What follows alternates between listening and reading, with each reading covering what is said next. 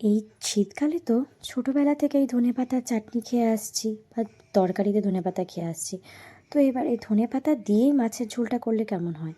তো সেই মতোই ধনেপাতাগুলোকে ভালো করে ধুয়ে নেবো, আর এদিকে মাছটাকে ধুয়ে নিয়ে ভালো করে তেল হলুদ মেখে লবণ দিয়ে মেখে রেখে দেবো। আর এদিকে কড়াইতে তেল গরম করে নিয়েছি, আর এদিকে ধনেপাতাটাকে ভালো করে ধুয়ে নিতে হবে, ধুয়ে নিয়ে মিক্সিং জারে পেস্ট করতে হবে।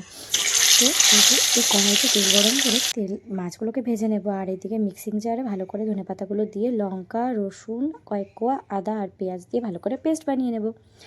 আর জানো তো, আমার ধনেপাতা খেতে কিন্তু বেশ ভালো লাগে, ধনেপাতার চাটনিটা তো আরও বেশি ভালো লাগে।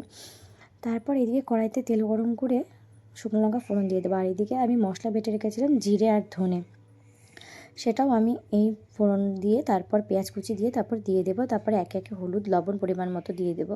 মশলাটা যখন তেল ছাড়বে তখন ওই বেটে যে ধনেপাতার পেস্টটা, সেই পেস্টটা দিয়ে দেবো। তারপরে তো আস্তে আস্তে এটা ফুটতে থাকবে, তো কোনো চিন্তা নেই, ফুটতে থাকুক, ততক্ষণে তুমিও তোমার কাজ করে নেবে। তারপর যখন ধনেপাতার পিউরি এরকম হয়ে আসবে, একটু ঘন থকথকে হয়ে আসবে, তখন সেখানে গরম জল দিয়ে দেবে। যে যতটুকু ঝোল খাবে সেই হিসেবে দিয়ে দেবে। তারপর মাছগুলো দিয়ে ভালো করে ঝোলটা যখন মানে একটু কষে আসবে তারপর নামিয়ে নেবে। গরম ভাতে অসম্ভব সুন্দর লেগেছে সেই ধনিয়া রুই কারিটা, আমার বেশ ভালো লেগেছে, একঘেয়ের থেকে অনেক ভালো। তো তোমরা ট্রাই করে দেখো কেমন হলো।